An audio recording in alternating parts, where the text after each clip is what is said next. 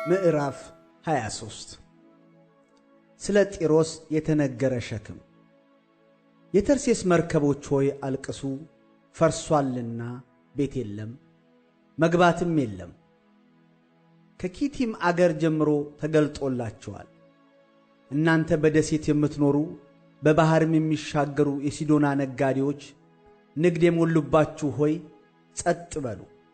የሺሖር ዘርና የአባይ ወንዝ መከር በብዙ ውኆች ላይ ገቢዋ ነበር፣ እርሷም የአሕዛብ መናገጃ ነበረች። ሲዶና ሆይ ባሕር የባሕር ምሽግ፣ አላማጥሁም አልወለድኩም፣ ጎበዛዝትንም አላሳደግሁም፣ ደናግልንም አላሳደግኩም ብሎ ተናግሯልና እፈሪ።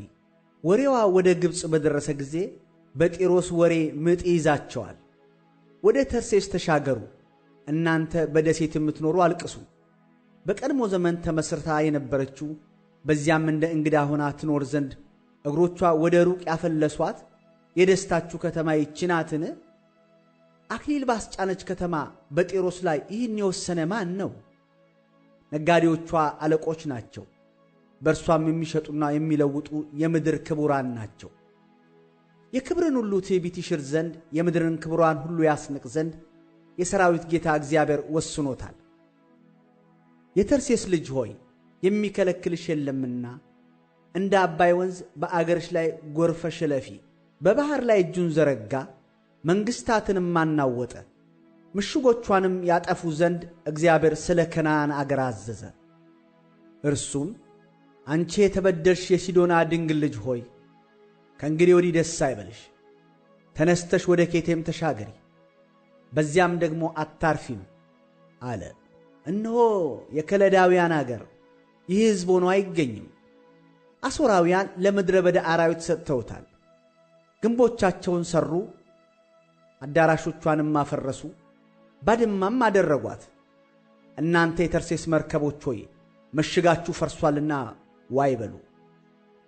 በዚያም ቀን እንዲህ ይሆናል፣ ጢሮስ እንደ አንድ ንጉሥ ዘመን 70 ዓመት ያህል የተረሳች ትሆናለች። ከ70 ዓመት በኋላ ግን ለጢሮስ በጋለሞታ ዘፈን እንደሚሆን እንዲሁ ይሆናል።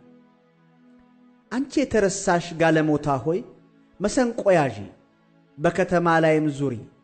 መታሰቢያ የሚሆንልሽ ዘንድ ዜማን አሳምሪ፣ ዘፈንሽንም አብዢ። ከ70 ዓመትም በኋላ እግዚአብሔር ጢሮስን ይጎበኛታል፣ ወደ ዋጋዋም ትመለሳለች። ደግሞም በምድር ፊት ላይ ከሆኑ ከዓለም መንግሥታት ሁሉ ጋር ትገለሙታለች። ንግዷም በልተው ይጠግቡ ዘንድ ማለፊያም ልብስ ይለብሱ ዘንድ በእግዚአብሔር ፊት ለሚኖሩ ይሆናል እንጂ በዕቃ ቤትና በግምጃ ቤት ውስጥ አይከተትም።